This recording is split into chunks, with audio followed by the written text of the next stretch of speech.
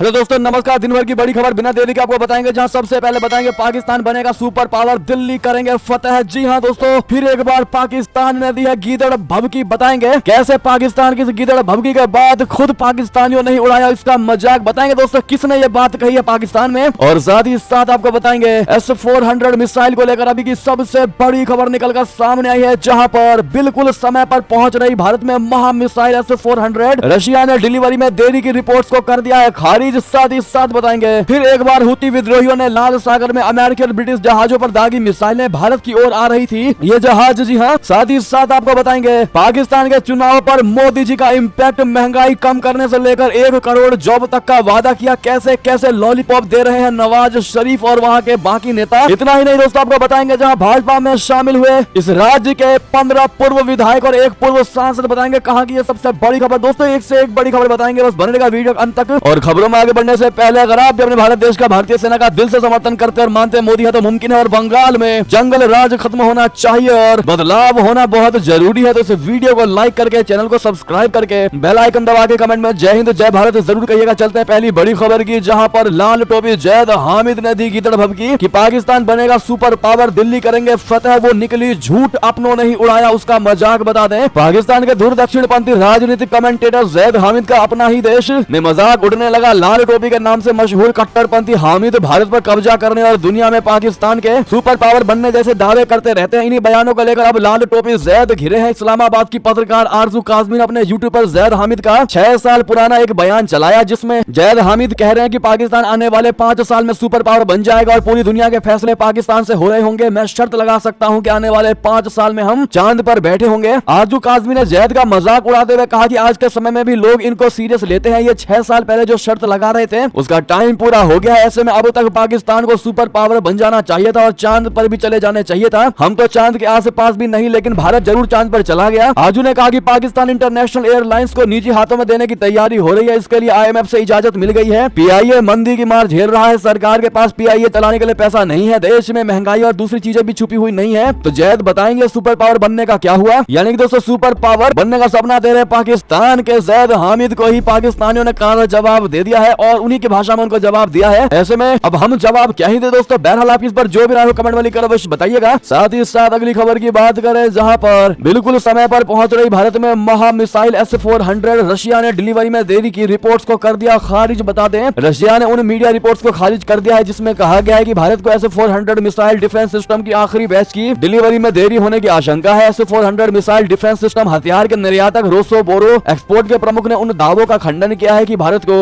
S-400 वायु रक्षा प्रणालियों की डिलीवरी में कुछ व्यवधान है, यानी अड़चन है। रशिया की तरफ से यह बयान उस वक्त आया है जब चीन से तनाव के बीच भारत अपनी सीमा की सुरक्षा को और कड़ा करना चाहता है। CEO अलेक्जेंडर मिखीव के हवाले से कहा गया है कि रोसोबोरोन एक्सपोर्ट आधिकारिक तौर पर भारत को S-400 एयर डिफेंस सिस्टम की आपूर्ति में कथित व्यवधान के बारे में जानकारी से इनकार करता है और अनुबंध को पार्टियों द्वारा सहमत शर्तों के भीतर निष्पादित किया जा रहा है। चलते दोस्तों अगली खबर की तरफ, जहां पर हुती विद्रोहियों ने लाल सागर में अमेरिका और ब्रिटिश जहाजों पर दागी मिसाइलें भारत की ओर आ रहा था यह जहाज। बता दें ईरान समर्थित हुती समूह के विद्रोही लगातार लाल सागर में जहाजों को अपना शिकार बना रहे हैं। मंगलवार को भी उन्होंने 2 जहाजों को अपना निशाना बनाया, इसमें से एक अमेरिकी और एक ब्रिटिश जहाज शामिल है। हमले के बाद हुती समूह ने इसकी जिम्मेदारी ली है। उनके प्रवक्ता का कहना है कि हमने पहले अमेरिकी जहाज स्टार नसिया पर हमला किया, वहीं दूसरे हमले में ब्रिटिश जहाज मॉर्निंग टाइड को निशाना बनाया। मीडिया रिपोर्ट्स के मुताबिक हुती विद्रोहियों ने मिसाइलों से इन दोनों जहाजों पर हमला किया है। रिपोर्ट में दावा किया जा रहा है कि पहला हमला यमनी बंदरगाह हुदैदा के पश्चिम और लाल सागर के दक्षिणी हिस्से में हुआ, जिससे जहाज को मामूली क्षति हुई। नेक्स्ट खबर बता दें पाक चुनावों पर मोदी का इम्पैक्ट, महंगाई कम करने से लेकर 1 करोड़ जॉब तक का वादा, आखिर कैसे कैसे लॉलीपॉप दे रहे हैं पाकिस्तान की भ्रष्ट नेता। आपको बता दें पड़ोसी देश पाकिस्तान में चुनाव प्रचार का शोर थम चुका है। 8 फरवरी यानी कल को नेशनल असेंबली की 242 सीटों समेत प्रांतीय असेंबली के लिए भी वोट डाले जाएंगे। उससे पहले आर्थिक संकटों से घिरे पाकिस्तान की लगभग सभी सियासी पार्टियों ने मतदाताओं को लुभाने के लिए बड़े बड़े चुनावी वादे किए हैं। किसी ने 1 करोड़ नौकरियां देने का वादा किया है तो किसी दल ने बिजली बिल कम करने, महंगाई कम कर 6% पर लाने का वादा किया है। PMLN, PPP और PTI समेत तमाम राजनीतिक दलों के चुनावी घोषणा पत्रों का विश्लेषण करने पर पता चलता है कि पाकिस्तान के सभी सियासी दलों पर भारत के प्रधानमंत्री नरेंद्र मोदी की चुनावी जीत के फंडे का असर दिख रहा है। जिस तरह 2014 में नरेंद्र मोदी जी अच्छे दिन का सपना दिखाकर सत्ता में आए थे और महंगाई, बेरोजगारी, गरीबी, भ्रष्टाचार और कानून टैक्स कानूनों के जाल से मुक्ति का चुनावी वादा किया था, उसी तरह के चुनावी मुद्दों की बाढ़ पाकिस्तान के राजनीतिक दलों दलों की तरफ से आई है। बस फर्क इतना है दोस्तों कि पीएम मोदी ने जो जो वादे किए थे वो सारे पूरे किए हैं, लेकिन पाकिस्तान का जो नेता है दोस्तों वो ये चुनावी वादे सिर्फ और सिर्फ ढकोसले के तौर पर कर रहा है, ना कि उनको पूरा करने के लिए, बस चुनाव जीतने के लिए किया जा रहा है। क्योंकि इनकी हिस्ट्री दोस्तों यही बताती है कि ये लॉलीपॉप दे रहे हैं पाकिस्तान की जनता को, और चुनाव जीतने के बाद ये लॉलीपॉप खत्म होगा तो फिर दोबारा अगले चुनाव में ही आएगा। अगली खबर की ओर चलें, जहां पर नवाज शरीफ के खिलाफ चुनाव लड़ रही महिला उम्मीदवार पर लगा आतंकवाद का आरोप, इमरान खान की पार्टी ने दिया है समर्थन। बता दें पीएमएलएन के प्रमुख नवाज शरीफ के खिलाफ चुनाव लड़ रही महिला उम्मीदवार को मंगलवार को आतंकवाद के मामले में आरोपी बनाया गया है। महिला उम्मीदवार को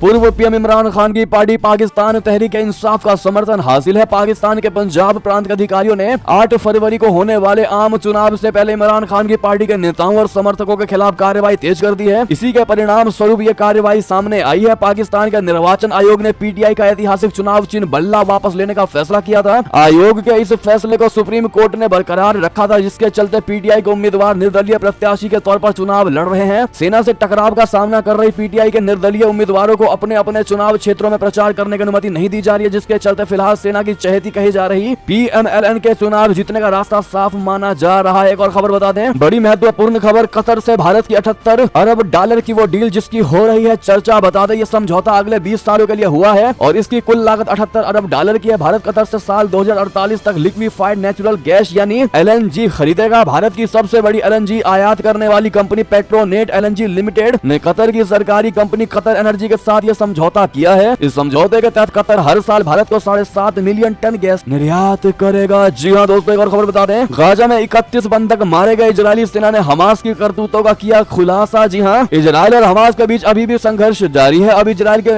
मंगलवार को गाजा में रखे गए बचे हुए बंधकों में से 31 को मृत घोषित कर दिया है। मंगलवार को इजरायल के मुख्य सैन्य प्रवक्ता रियर एडमिरल डेनियल हागारी ने एक नियमित मीडिया ब्रीफिंग में बताया कि हमने 31 परिवारों को सूचित किया है कि उनके पकड़े गए प्रियजन अब जिंदा नहीं और हमने उन्हें मृत घोषित कर दिया है। हमने उन्हें उनके भाग्य और स्थितियों के बारे में हमारे पास मौजूद जानकारी से अवगत करा दिया है। नेक्स्ट खबर बता दें, तुर्की में एक और चर्च को मस्जिद में बदल रहे खलीफा एर्दोगन। मुस्लिम देशों ने सारी चुप्पी अयोध्या पर बहाए थे आंसू। जी हाँ, बहुत बड़ी खबर, मुस्लिम देशों का खलीफा बनने का सपना देख रहे तुर्की के राष्ट्रपति रेसेप तैयब एर्दोगन ईसाइयों पर मुस्लिमों की सर्वोच्चता को दिखाने के लिए एक और प्राचीन चर्च को मस्जिद में बदल रहे हैं। आगामी मई महीने में तुर्की के इस्तांबुल शहर में स्थित एक चर्च चोरा को मस्जिद में बदलने जा रहे हैं। तुर्की के सरकारी कार्यालय ने इसका ऐलान किया। इस चर्च को मस्जिद में बदलने का काम अंतिम चरण में है और मई तक इसे इस्लामिक धार्मिक स्थल के रूप में बदल दिया जाएगा। इससे पहले तुर्की के एर्दोगन सरकार ने हागिया सोफिया चर्च को भी मस्जिद में बदल दिया था, जिसका दुनिया भर में काफी विरोध हुआ था। तुर्की जहां एक के बाद एक चर्च को मस्जिद में बदल रहा है, तो वहीं इस्लामिक देशों के संगठन ओआईसी ने इस पर चुप्पी साध रखी है। ये वही ओआईसी है जिसने अयोध्या में राम मंदिर बनने पर आंसू बहाए थे। मई में इसको मस्जिद बनाने का पूरा होने के बाद पहली बार नमाज पढ़ने की डेट का ऐलान किया जाएगा। इससे पहले दावा किया गया था कि 23 फरवरी को चोरा चर्च के अंदर नमाज पढ़ी जाएगी। ये एक कैथोलिक चर्च है जिसे 6वीं शताब्दी में बनाया गया था। सन 1305 से 1320 के बीच में इसकी दीवारों पर ईसा मसीह का चित्र बनाए गए थे। जी हाँ, आपको बता दें, जब ये अयोध्या मंदिर बनकर राम जी का मंदिर बनकर तैयार हुआ था दोस्तों, तब तुर्की के इस एर्दोगन ने आंसू बहाए थे इस मुद्दे पर। लेकिन अब जब खुद चर्च को मस्जिद में तब्दील करना, तब उसको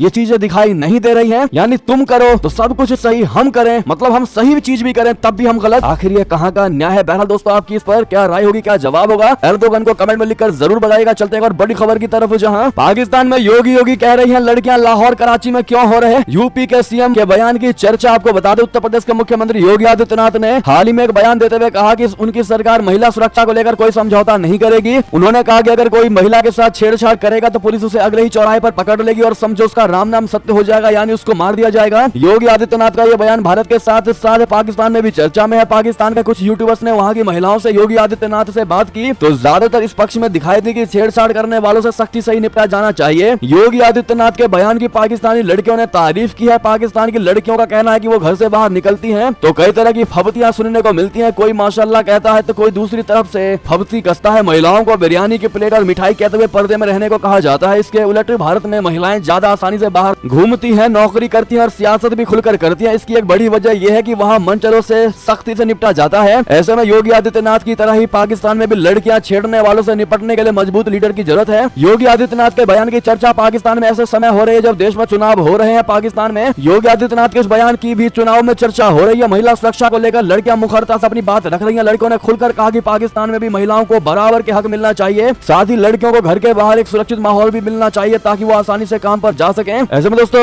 लॉन्ग लिव योगी जी कहना आप लोग बिल्कुल मत भूलिएगा। साथ ही साथ अंतिम इंटरेस्टिंग खबर की बात करें, जहां भाजपा में शामिल हुए तमिलनाडु के 15 पूर्व विधायक और एक पूर्व सांसद। बताते हैं तमिलनाडु के 15 पूर्व विधायक और एक पूर्व सांसद समेत कई नेता बुधवार को यहां भारतीय जनता पार्टी में शामिल हो गए। आगामी लोकसभा चुनाव के मद्देनजर केंद्र की सत्तारूढ़ पार्टी इस दक्षिणी राज्य में अपनी स्थिति मजबूत करने की लगातार कोशिश कर रही है। डायनामाइट न्यूज संवाददाता के मुताबिक भाजपा में शामिल होने वाले इन नेताओं में अधिकांश भाजपा के पूर्व सहयोगी ऑल इंडिया अन्ना द्रविड़ मुनेत्रम कषगम यानी अन्ना द्रमुक से है। केंद्रीय मंत्री राजीव चंद्रशेखर और एल मुरुगन तथा प्रदेश भाजपा अध्यक्ष के अन्ना मलाई की मौजूदगी में इन नेताओं ने भाजपा की सदस्यता ग्रहण की है। यानी कि दोस्तों बहुत बड़ा और तगड़ा झटका लगा है कांग्रेस को लोकसभा चुनाव से पहले, जो दिखा रही है कि भारत का पक्ष जो है वो मोदी की ओर झुकती जा रही है। बहरहाल इस पर दोस्तों आपकी क्या राय होगी और 2024 में कौन होगा अगला प्रधानमंत्री, बताते रहिएगा दोस्तों कमेंट में कौन होगा। देखते हैं क्या कहती है भारत की जनता, किसको बनाना चाहती है अगला प्रधानमंत्री। बहरहाल ये थी कि सारी बड़ी खबरें। आपको हमारी खबर कैसी लगी? आशा करता हूँ बहुत अच्छी लगी होगी। अगर थोड़ी भी अच्छी लगी तो इस वीडियो को दोस्तों, भाइयों में, साथियों, रिश्तेदारों में शेयर अवश्य कर दीजिएगा और अभी कर दीजिए इस वीडियो को लाइक, चैनल कर दीजिए सब्सक्राइब, बेल आइकन दबाइए, साथ ही कमेंट बॉक्स में लिख दीजिएगा जय हिंद जय भारत। और यहाँ तक बने रहने के लिए आप सभी का बहुत बहुत धन्यवाद। जय हिंद।